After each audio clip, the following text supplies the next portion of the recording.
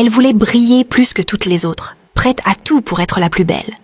Mais ce qu'elle ignorait, c'est que cette robe allait presque lui coûter la vie. Dans une petite ville animée, là où les rues s'emplissent chaque soir de rires, de klaxons et de parfums d'épices, vivait une jeune femme nommée Nalaya. Ceux qui la connaissaient disaient souvent qu'elle avait été faite pour être regardée. Elle avait une peau d'un brun lumineux, toujours éclatante, comme si le soleil lui avait offert une caresse chaque matin. Ses lèvres souriaient avec douceur, et ses hanches fines et élégantes semblaient danser même lorsqu'elle marchait lentement. Mais si Nalaya attirait les regards, ce n'était pas seulement à cause de sa beauté. Ce qui la rendait vraiment célèbre dans tout le quartier, c'était son obsession pour la mode et la nourriture. Pour Nalaya, la mode n'était pas un simple plaisir, c'était une mission, une raison de respirer. Dès qu'elle ouvrait les yeux le matin, son doigt glissait machinalement sur son téléphone pour plonger dans les pages des boutiques en ligne, des créateurs et des vendeurs de robes qu'elle connaissait par cœur. Elle ne défilait pas sur les podiums, mais dans sa tête, chaque rue était une passerelle. Chaque regard posé sur elle était une ovation silencieuse. La moindre robe qui faisait battre son cœur devenait une obsession.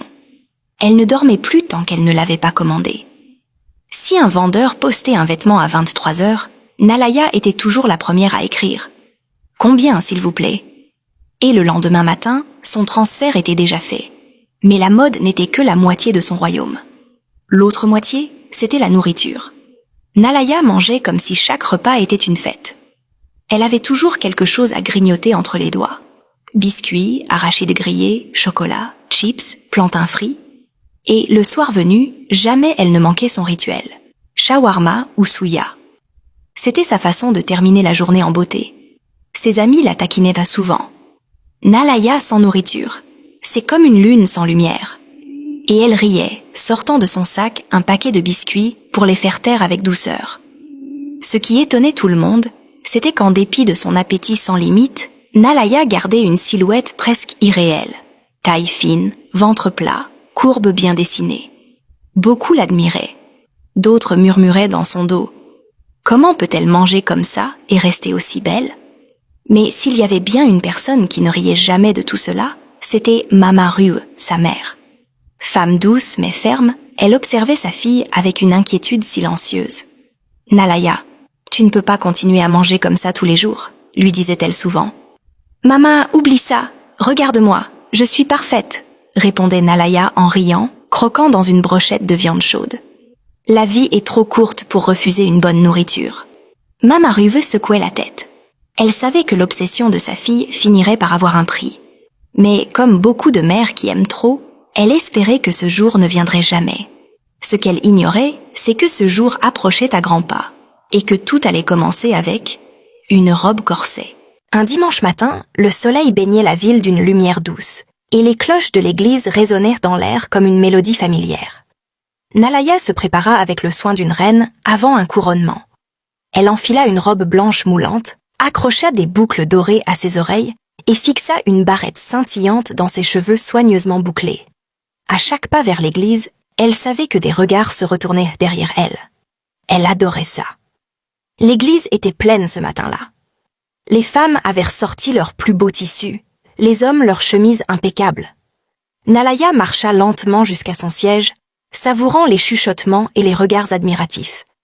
Mais alors qu'elle s'installait, quelque chose attira son attention de l'autre côté de l'allée. C'était une femme qu'elle n'avait jamais vue auparavant. Grande, gracieuse, vêtue d'une robe corset jaune, or si magnifique, que le monde sembla s'arrêter une seconde.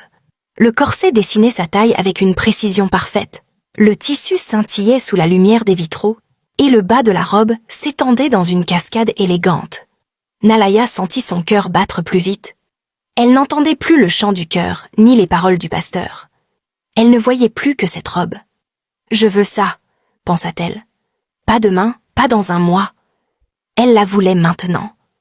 Dès que le culte prit fin et que le pasteur prononça « Allez dans la paix du Seigneur », Nalaya bondit sur ses talons et traversa l'allée d'un pas décidé.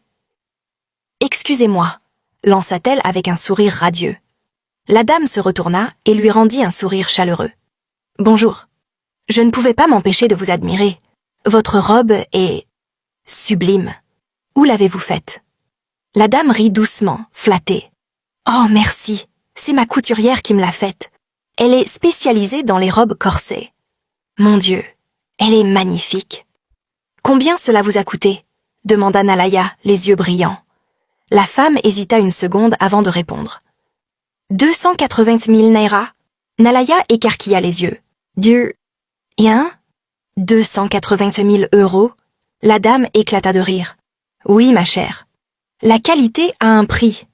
Mais crois-moi, chaque kobo en valait la peine. Elle sortit une petite carte de sa pochette dorée et la tendit à Nalaya. Voici le numéro de ma couturière. Elle s'appelle Madame Okoye. Si tu veux briller, elle est la meilleure. Nalaya serra la carte comme si elle venait de recevoir une clé magique. Merci beaucoup, dit-elle avec une gratitude presque fébrile. Quand elle rentra chez elle ce jour-là, elle ne vit ni les enfants qui jouaient dehors, ni les femmes qui vendèrent des beignets au coin de la rue. Elle avait la carte en main, la robe en tête, et un seul objectif dans le cœur, trouver l'argent pour s'offrir cette robe corset. Elle s'assit sur son lit, fixa le plafond et murmura. « Nalaya, tu vas porter cette robe, même si tu dois tout économiser. » Et ainsi commença une nouvelle obsession.